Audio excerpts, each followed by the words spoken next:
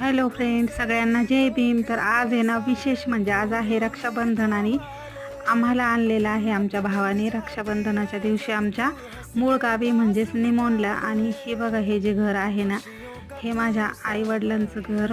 आमचं लहानपण इथे गेलेलं आहे आणि आज खऱ्या अर्थाने स्वप्न पुरं होतं आहे ते माझ्या आईचं।